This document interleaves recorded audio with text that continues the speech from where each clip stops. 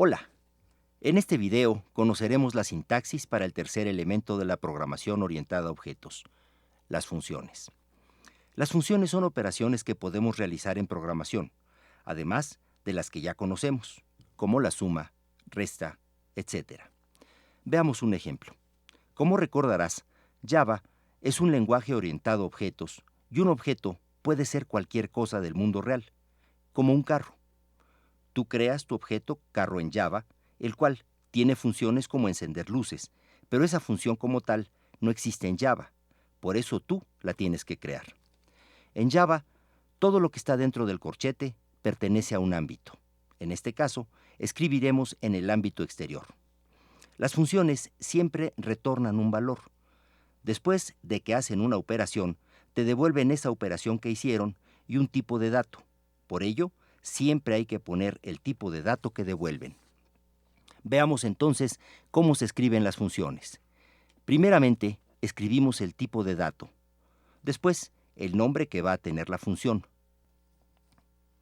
A continuación, colocaremos un corchete, ya que dentro se van a poner los argumentos. Los argumentos son los parámetros o datos que requiere esa función para realizar las operaciones que necesite dentro. Retomaremos, pues, el ejemplo del carro, el cual realizará la función de encender luces.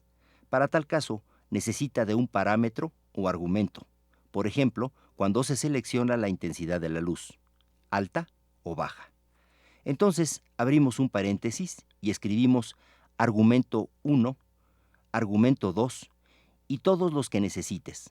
Cerramos paréntesis y abrimos llave, porque aquí dentro van a estar todas las operaciones que haga. Después, cerramos la llave.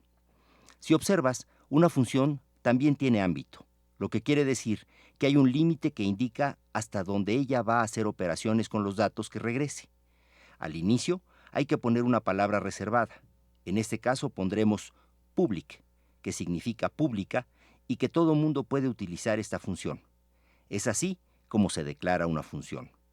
Ahora bien, vamos a utilizar main, la cual también es una función. La clase principal siempre tiene un método main que significa principal en inglés y que es el método que se ejecuta siempre cuando aprietas el botón ejecutar. La función main cumple con estos parámetros. Public, el tipo de dato, que es void, el nombre de la función, que es main, sus argumentos entre paréntesis y su cuerpo, que nosotros lo definimos. No podemos crear funciones dentro de funciones, así que la crearemos fuera. Existe la palabra static, que se utiliza para los objetos. Por el momento, la manejaremos sin saber qué es. Entonces, declaramos una función y pongamos public, luego static. Esto va a retornar un int y hagamos que esta función se llame suma. Esta operación va a realizar la suma de dos números y para que lo haga va a necesitar que lleve un int, al que llamaremos número 1, y una coma. Recordemos que los argumentos se separan por comas. Luego ponemos otro entero de tipo int y va a ser número 2. Cuando enviamos los argumentos, le mandamos de qué tipo es, ya sea float o boolean. Ahora lo único que falta es abrir y cerrar nuestro cuerpo. Si observas, NetBeans ya puso la llave que cierra al dar Enter. Aquí me está marcando un error. Me dice que no ha retornado nada. Falta el return, que es un int. Ahorita lo colocamos. Ahora voy a crear adentro otra variable int que sea s de suma y va a ser igual al número 1 más número 2. Y ahora veamos el error. Entonces escribimos return, que retornará un int, el cual será s. El programa, aunque todo lo ejecutó, no imprimió nada. ¿Por qué? Porque hicimos una función suma, pero no la hemos utilizado. ¿Cómo se utiliza una función? Creamos un int que se llame resultado y vamos a hacer la prueba con los operadores que ya conocemos. Pongamos de operador el 3 más el 5 y aquí imprimimos resultado. System.out.printing, y abro paréntesis. Printing es una función dentro del objeto sistema y es la que vamos a utilizar. Ahora vamos a ver cómo llamar una función que nosotros hicimos. Primero, hagamos un ejemplo sin funciones. Imprimamos primero lo que es resultado. Cuando doy ejecutar, llama a mi método principal que dice que tengo una variable de tipo entero que se llama resultado, con valor 3 más 5, que es 8. La siguiente instrucción será que lo imprima y cierra main.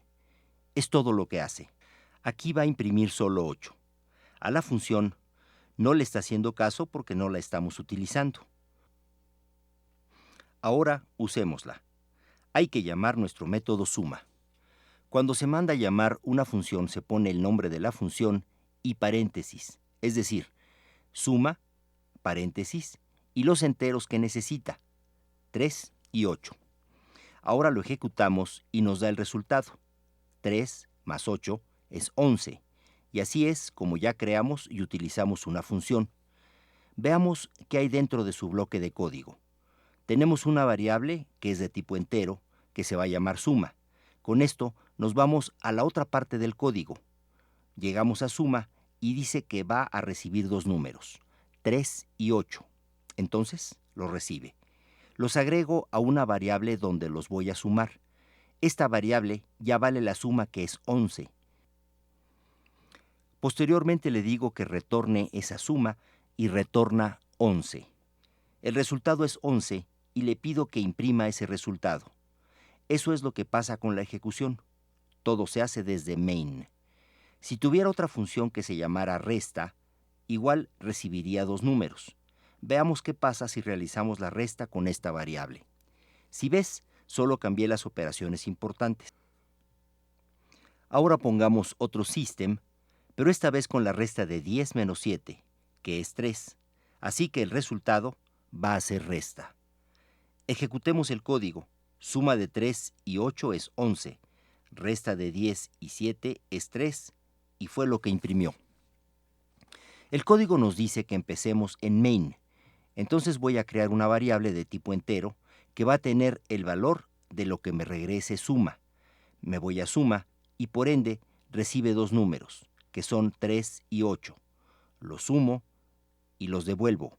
El resultado ahora ya tiene valor de suma. Ahora me voy al resultado de resta, que dice que creó una variable de tipo entero que se llama resta y va a recibir el valor de la función resta. Me voy a resta. Recibe dos parámetros, dos números, 10 y 7. Entonces se realiza la resta y recibe 3. Llego a resta y le asigno el valor 3. Le digo al sistema que imprima los resultados y al ejecutarlos me imprime 11 y 3. La suma manda a llamar a suma, resta a resta, y nunca salió de esta parte. Ahora bien, estas pueden tener cualquier tipo de dato que hemos visto, entero y o char. Podemos ver que nos marca un error, porque estamos retornando un entero y la función requiere que se retorne un carácter. Entonces se puede crear un carácter que se llama C y que tenga el valor A. Así, en lugar de retornar S, que es un entero, retornamos C. Por lo tanto, el error se corrige, pues nos indicó que se retornará un carácter y así lo hicimos. Existe otro tipo de dato que se utiliza cuando queremos que el programa no retorne nada. Este es void. Por lo tanto, se elimina return C. Ahora veamos el ejemplo de suma sin retornar. Cuando ocurre esto, ya no se puede asignar nada a algo, pero sí se puede llamar directamente en la función a imprimir, es decir, suma, seguido de los números 3 y 7, y nos indica que el método void no está permitido, pero es porque el carácter anterior no está regresando a nada. Por tanto, en la siguiente línea colocamos el de imprimir S, y así logramos llamar a suma con dos números. Estas son dos formas de utilizar las funciones que retornen o no valores.